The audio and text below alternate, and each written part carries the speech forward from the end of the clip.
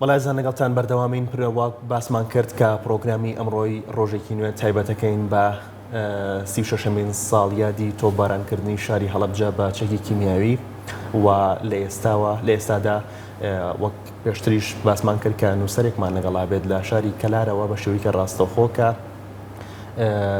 کتێبێکی بڵاو کردوێتەوە بە ناونیشانی هەڵەبجەیەکانیش ئەنفال کران و پزیشکە میسرێکە لە نوگرە سەلمانەوە بۆ هەڵەبجە. ئەچینە لای بەڕێزیان خاتوو گوڵناز عەزیز نووسەری کتێبی هەڵەبجەیەکانیش ئەنفال کرا. خاتوو گوڵناز سڵاوت لێ بمکاتەوە باش. سڵاو لە ئێوەش بەیانتان باش. بەیانی بەڕێزیشت باش. سواز بۆ تۆ. خاتوو گوڵناز باسێکی کتێبەکەمان بۆ بکەیت و بیرۆکەی کتێبەکە لە چۆ هات کە ئەم ناونیشانەشی بۆ بنووسرێت. من لە چەند ساڵێکە لەو بارە ئەنووسم مێژووی زارەکی تاوانەکانی جینۆساید تاوانەکانی ئەنفال بۆیە کە ئەم لەم گوێم لە پرسیارەکەی جەناب نەبووم. بەڵێ خاتوو گوڵناز ناسادنێک بۆ کتێبەکە بکەیت هەڵەبجەیەکانیش ئەنفال کران و پزیشکە میسرێکە لە نوگرە سەلمانەوە بۆ هەڵەبجە. مەبەست لەم ناونیشانە چییە؟ بەڵێ لەبەرەوەی وەکوتم من لەم بوارە ئیشەکەم چەند ساڵێکە لە ساڵی 1990 بابەتێکم لە کوردستانی نوێ بڵاو کردەوە بە ناونیشانی هەڵەبجەیەکانیش ئەنفال کران. ئەو کاتە ئەو بابەتە ئەو زانیاریانم لە خاتونێکی ئەنفالکراوی گەرمیانەوە وەرگرت ڕۆحی شادادا فەریدا کە باسی کردم هەڵەبجەیەکان هێنرایە نورە سەلمان و تێکڵاو بە گەرمیانیەکان کرا چۆن بوو ڕووداوەکان چۆن بوو. هەرەو کاتە بابەتەکەم لە کوردستانی نوێ دەنگدانەوەی هەبوو چکەوتیان هەڵەبجە زیاتر وەکو کیمیاباران ناسرا و کەمتر لەبارەی ئەنفالەوە قسەی لەسەر کراوە. ئیتر ئەوە پرسێک و لام لە دەرفەتێکە گەڕام شتێک بنووسم لەو بابەتەوە. ئەوە بوو کاک شوان محەممەد هەیە لە گەرمیان سوپاسێکم لێرەوە من کتێبێکم لەسەر گوندەکەی ئەوان نووسی گوندیکانی عوبێد سێژن لە هەزاران ژن کە باسی چیرۆکانی ئەنفالەکە و ئەو پێیوتم شتێکی وا هەیە پزیشکێکی میسری هەبووە لە هەفتەی ئەخیری ئەو بڕیارەی کە بڕیارێکی لێبوردن دەرچوو لە حکومەتی عێراقەوە کە لە مانگی نۆی ساڵی 1970 بەشێک لەو زیندانیانەی کە لە مەرگ ڕزگار بوون دەرباز بوون لە هەفتەی ئەخیرا کۆمەڵ تیمێکی پزیشکی ئەبەنە ئەوێ بۆ ئەوەندە ڕووی ئەوان هەبێت کە ئەو ئازادکراوانە بتوانن بەڕێوە بڕۆن چکە بەڕاستی کارە ساتەکە زۆر لەوە گەورەترە کە من بتوانم وێنای بکەم. لام بابەتێکی گرنگ بوو پزیشکێکی مەسری چۆن نورە سەلمان چۆن هاتە هەڵەبجە چۆن بوو. دوای ئەو چیرۆکە کەوتم کە کاک کۆچەر عەزیزم دۆزیەوە کاک کۆچەری وەستا عەزیز زۆر سوپاس یەکەم ئەوان کاک کۆساری برای ئاشنایەتی لەگەڵ ئەو پزیشکا پەیاکە ئەو پزیشکە ناونیشانی خۆی ئەدا بەوان هەستێکی زۆر و مرۆڤانەی ئەبێ بۆ ئەو قوربانیانە. ئەڵێ هەر ڕۆژێک ئێوە ڕزگار بوون ئەوە بەرەو دەرچوونەچن لەم زیندانە من شایەتێکی بەهێزە بم بۆ ئێوە ناونیشانی خۆی و وێنەیەکی خۆی ئەدا بە ئەوان.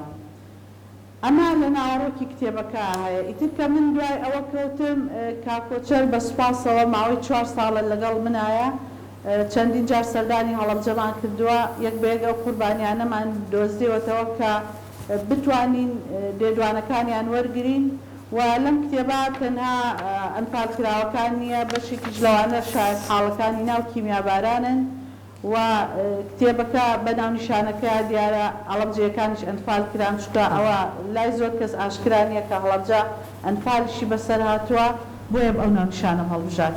باش جا گوڵناز خان بەڕێزت وەکو ناوی نووسەر ناوی گوڵاڵەی گەرمیانت بەسەر بەرگی کتێبەکە چاپ کردووە هۆکاری ئەمە چییە؟ بەڕاستی خۆت زانین کە لە کاری ڕێکخراوەی و حزبیا ئیشەکەی دایمە نازنا وەرەگریت من باڵێ گوێمان لە بەڕێستەوەیە. بەڵێ خاتوو گوڵناز من گوڵناز عەزیز قادر ناسنامەی پێناسەکەمە بەڵامی تر لە ناو خەڵک و کاری ڕێکخراوەی هەر بە گوڵاڵی گەرمیان نووسراوم کاتە ئەمە وەکو ناوێکی ئەدەبیش بۆ خۆت هەڵبژاردووە. شتێکی ئاساییە بە هەردوو ناوەکەوە ئەڕۆم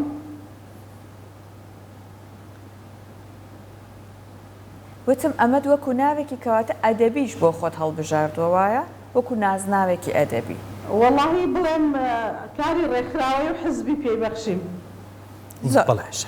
جا ئێستا گوڵناز خان ئەگەر بە ئەم پرسیارە لە بەڕێزت بکەین بە خۆشحاڵیەوە لە ئێستاە لە بواری نووسین و ئەدەبیات لەسەر ئەو تاوانانەی لە حەقی کووردا ئەنجام درراوە هەوڵی باش هەیە.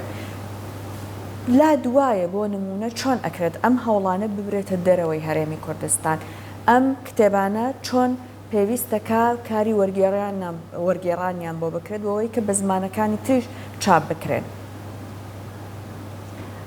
بەڕاستی ئەمە پێویستی بە هاوکاری و پشگیری گرنگە چونکە یعنی بۆ هەر نووسەرێک کە قسە بکەی بڵێ لە ماوەی لە 2015 بۆ ئێستا 8 کتێب بنووسی دەڵێن ئەمە کارێکی باش نییە و نووسەر ئەبێ باشتر کتێبەکانی داڕێژێتەوە. بەڵام من لەبەر ئەوەی شاید حاڵەکانی بە یەک ماڵ ئاوایمان لێکەن زۆر پەلەمە زیاتر تۆمار بکەم.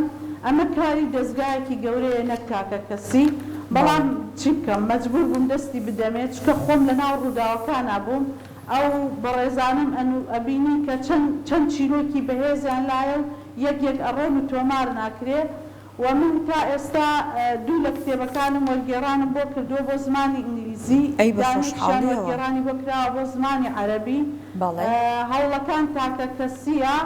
بەڵام لەم کتێبەما زۆر سپاسی بەڕێزان لە وەزارەتی ڕۆشنبیریەکەم کە 500 دانیان گرتە ئەستۆ بۆ چاپکردنی و زۆر بەڕێز کاک ئاسۆی حاجی محەممەد باغمۆکی 1000 دانەی لێ گرتە ئەستۆ چاپی کرد واتە ئەم کتێبە لە ئێستا بەرگی یەکەم و دووەمی چاپ کراوە ئەوش بە کۆمەکی ئەوان و دەستخۆشیان لێکم. بەڵێ خاتو گوڵناز هەر دەستگایەک هاوکاریم بکامە سوپاسێکم. بەڵێ خاتو گوڵناز ئەکرێت بڵین هەڵەبجە یان هەر کارەساتێکی گەورە یان هەر کۆمەڵک و ژێک بەسەر گەلی کووردا هات بێت ئەتوانین بڵین بۆتە هەوێنی سەدان شاکاری ئەدەبی و هونەری بەدڵنیاییەوە. بەڵام شێوازی نووسینی من مێژووی زارەکیە. من ئەڵێم مێژووی زارەکی ڕازگۆترین مێژووە کە ئەگاتە خوێنەر کە ئەگاتە ئایندە چونکە ئەوان خۆیان پاڵەوانی گێڕانەوەی چیرۆکەکان. من خەیاڵی من نییە دایڕێژم هەر یەکێک ئێستا لەم کتێبە 30 کەس بەشداری کردە 22 پیا و 8 ژن بەشداریان کردە ئەوان خۆیان خاوەنی کتێبەکەن من نیم.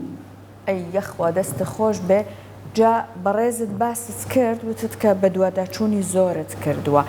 پێمان خۆشە وەکو خاتونێکە ماشەڵڵات لێبێت چالاکیشیت پێمان بڵێ کە ئەم هەنگاوانە چۆن بڕیوە خۆت باسی ئەم ئەزمونەمان بۆ بکەیت بە دوواداچوونەکانت بە چ شێوەیەک بووە و چۆن باسی بەتایبەت بربەستەکانی شەکەی. من لە ناو کوورەی ئەنفاڵا بووم چکە من لە گەرمیان ژیاوم لە گەرمیانە بتەوێ و نەتەوێت پشکت بەرەکەوێت لەو ڕووداوە لە بنەماڵی خۆشم ماڵی خاڵوانم ماڵی پورم ئەنفال کراون ماڵی باپیرم ئەنفال کراون. کتێبێکم لە ساڵی لە مانگی حوتی ساڵی ڕابردوو بوو ئەگەر هەڵە نەبم لەسەر گوندەکەی خۆشمان نووسی 6 کتێبی تێشم من بڵێن شێوازی نووسیدم وایە حەزەکەم هەر گوندێکی ئەنفال کراو کتێبێکی هەبێ وەکو ناسنامەی مێژووی خۆی و کتێبەکانم تایبەتمەندێکی یاتیا کە ژنەکان زۆر ئەدوێنم. بۆ نمونە دوو کتێبم بە ناوی ژنەوەیە کتێبێکیان 3 ژن لە هەزاران ژن کتێبێکیان ژنێک لە هەزاران ژن. اینجا ئەو ژنانە کە بە دۆزەخی ئەنفاڵات تێپەڕیون خوێندنەوەیان هەر بۆ خۆی مێژوویەکە بۆ خۆی مێژووی گەلێکە کە ئەبێ لەبیر نەکرێت. بەڵێ سوپاس بۆ تۆ خاتو گوڵناز ئەزیز نووسەری کتێبی هەڵەبجەیەکانیش ئەنفالکران و پزیشکە میسرەکە لە نوگرە سەلمانەوە بۆ هەڵەبجە. سوپاس بۆ تۆ سوپاس بۆ ئامادەبوونت کە لە شاری کەلارەوە بە شێوەیەکی ڕاستەوخۆ بۆ ناساندنی زیاتری کتێبەکە و قسەکردن و گفتوگۆ لەسەر کتێبەکە لەگەڵمان بوویت.